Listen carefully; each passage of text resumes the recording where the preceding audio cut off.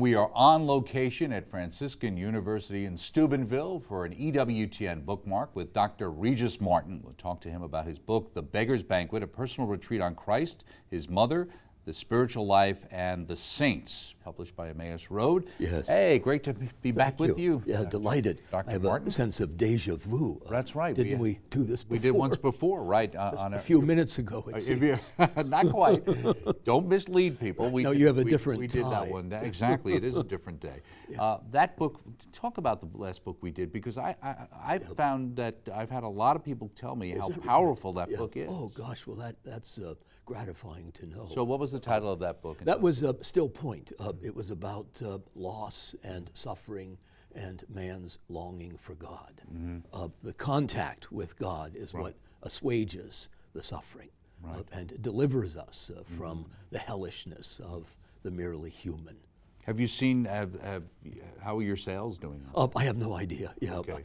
I mean, my sense is that the shelf life is pretty short, like yogurt. Okay, that's what you always say about all your books. Right. They disappear, yeah. I'm still trying to persuade my wife to read them. Well, speaking of food, you've got here The Beggars Banquet, a personal retreat on Christ, his mother, the spiritual life, and the saints. Right. Now, this came about because you gave a retreat, right? I did, yeah, and I had a different title. The working title had been A Baker's Dozen, which indicates 13. And I had given 13 conferences a few years back in the dead of winter to a community of Cistercian monks about 50 miles outside Salt Lake City. And they were very ancient, and that was my great fear, that none of them would survive.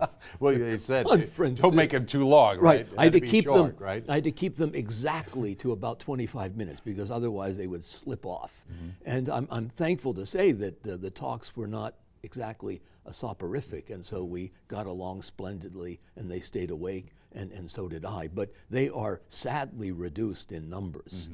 I don't know if you're familiar with this outpost of Cistercian life, but how many monks are actually? Well, they're down to about 17 or 20. And when you say age-wise, as far as ancient, what would you? Well, the abbot is a spring chicken, and he's in his late 70s, and everybody else is right on the cusp of the grave. I mean, they're studying for their final exam, and I hope I was helpful in preparing them.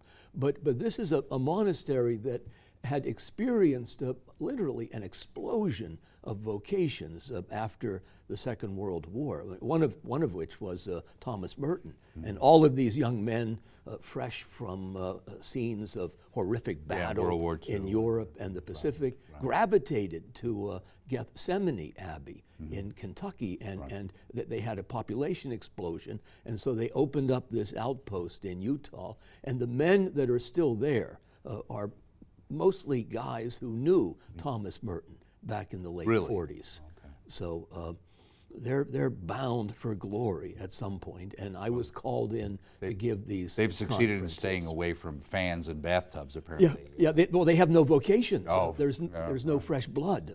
It dried up years ago. I think not since the mid '60s has anybody expressed an interest in becoming a Cistercian. Now you talk about how the whole idea of them and how old, but they get. You also mentioned they get out of bed at 3 o'clock in the morning, right? Yeah, I mean they're fresh. I mean that was the challenge to try and rise early to meet this. Were you getting up at 3 o'clock in the morning? No. No. I mean, there's a limit to my heroism.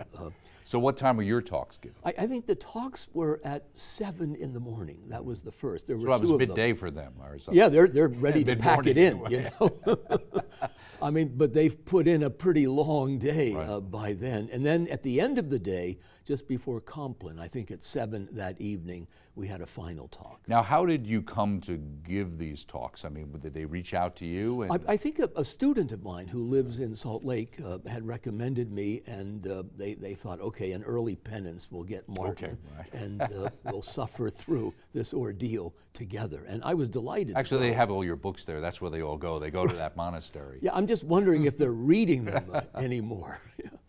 Well, one thing that struck me was, and you kind of made fun of yourself in a sense here, you say, well, they asked me to do this retreat about what? My initial answer came swiftly to mind, silence. And I'm thinking, well, isn't that what they Right, do yeah. all the time? Yeah, I was being self-serving because I very seldom savor silence. There's not a whole lot of it in my crowded schedule.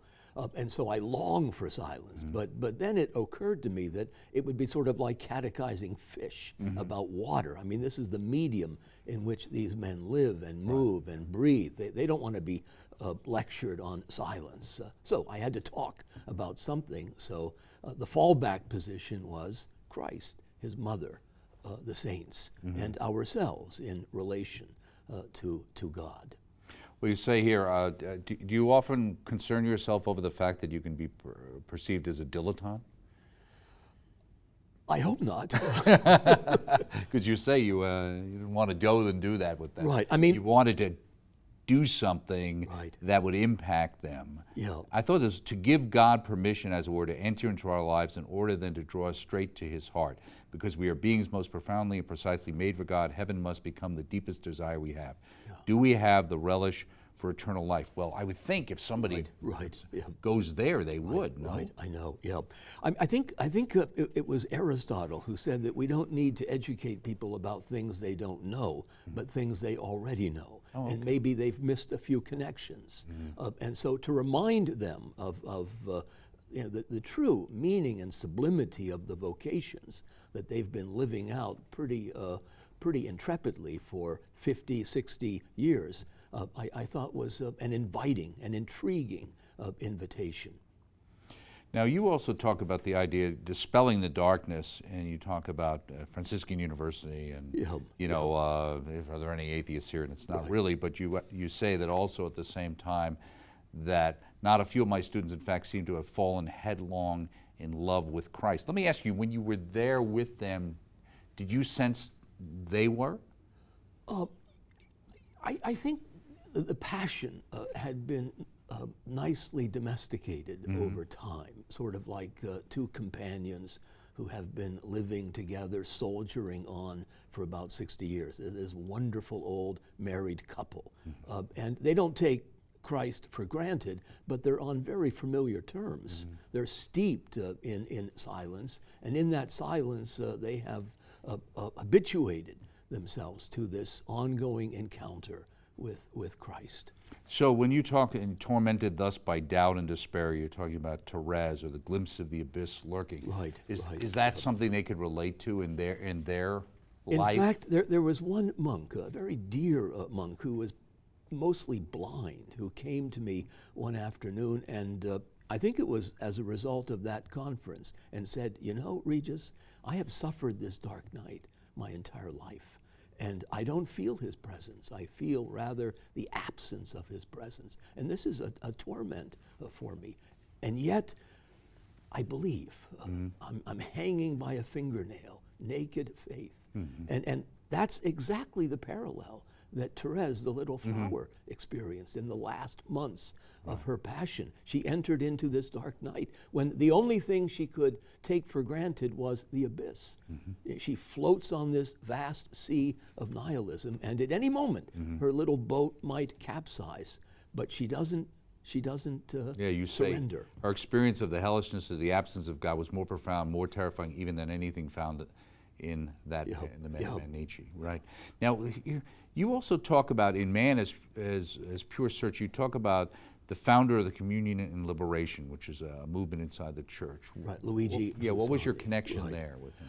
Well, I've long been a devotee of CL and the writings of Giussani. He's sort of my pole star, my north star, my benchmark. And I find his writings profound and rich and challenging, exhilarating even.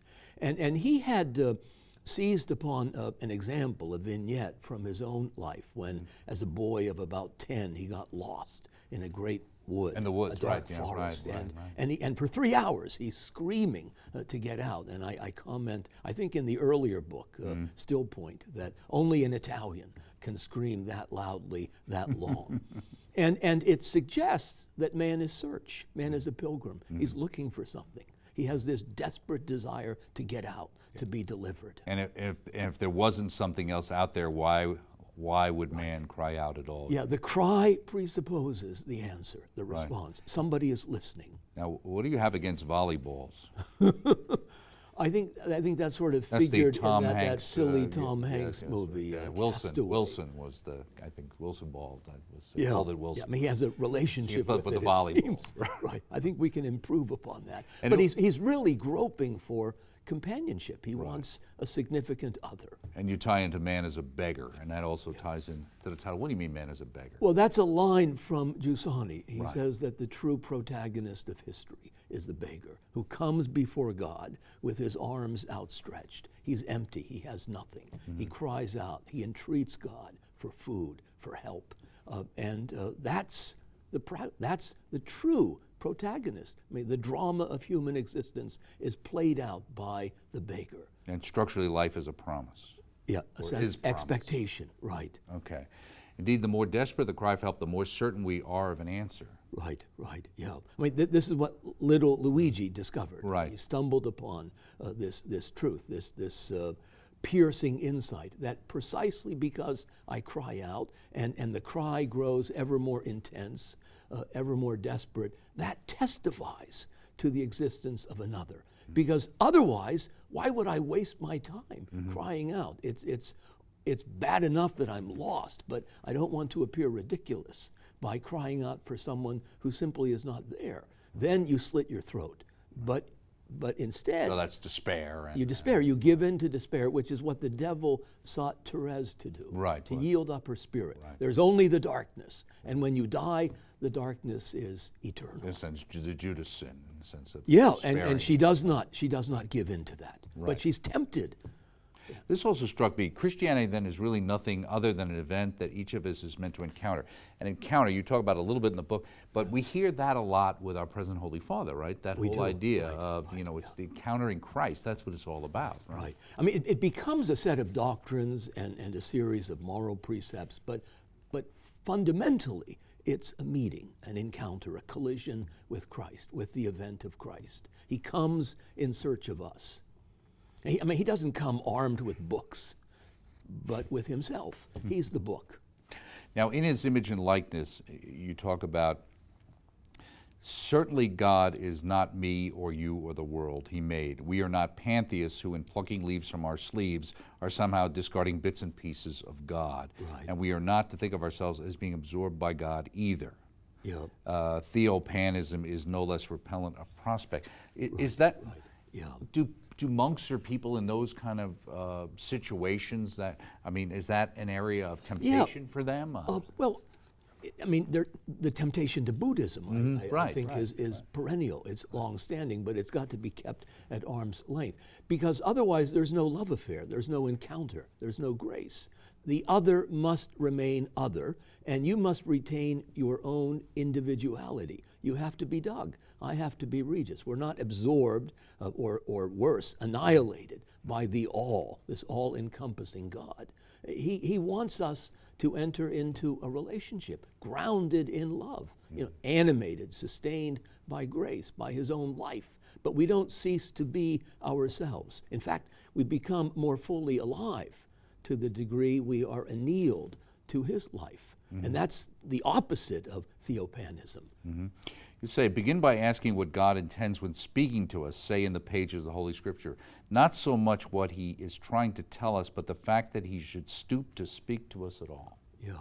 I mean, it's an amazing divine condescension that he would just sort of fall out of eternity into the world and break bread with us and become the bread that is broken. He becomes our food, our nourishment. Right. So, when you were doing this with these gentlemen, how many were there at a time? I think a full complement, but that was only about 17. I think one or two were in the hospital, and since then, a number have gone home to God, and the monastery is going to close. Is it really? Because it doesn't have a future. Right. I mean, the future belongs to people who show up, and nobody's showing up. One of your talks was entitled, "I'm an Accident That Happened to Happen." Yeah. I thought God planned us all out and He knew us from the beginning of time. Well, yeah, the distinction is this. There are two ways to be. You can necessarily be, and God alone is that being, or you can accidentally be, which means you're contingent. You're dependent upon the gift of another. I'm a word spoken by the eternal word. And if he were to get absent-minded and forget my name, I'd fall into nothingness. So I'm not my own center. I'm in relation And that's to him. why, what does it mean to be a creature, you talk That's about? right. Say, It's someone given. to be a creature then means to be given from moment to moment by another, by God. Think of it this way: each of us is a word spoken by one who holds the entire alphabet of being in his mind. Were God to forget to speak this word, that is me, the sacred syllables of my name, I should straightaway cease to exist. Yeah, yeah. I mean, that's a terrifying prospect. Right. Well, do you think that's why people don't like to think of it that way? Well, it seems do to they me not that think at all? Yeah, I think most people don't really disturb the premises on which their life operates. But when you do, it opens up, I think, vistas of limitless promise and excitement. The fact that I'm given, that I'm a word spoken, that's a source of comfort to me. I don't have to make up my own words. I can draw upon this single definitive word. And this word loves me, has entered into a relationship with me of profound, unspeakable intimacy. I find that comforting. Now, one of the quotes here in the beginning is from Luigi Giussani. It says, "The faith is not given us in order that we preserve it, but in order that we communicate it. If we don't have the passion to communicate it, we don't preserve it." Yeah. Who are they supposed to communicate it with? Well, to others. I mean, the good is diffusive of itself. If you have something precious, you have the impulse to give it away, to share it. But who could the monks share it with? Good point. Yeah, I think they share it with each other. They edify and fortify the faith of their brethren.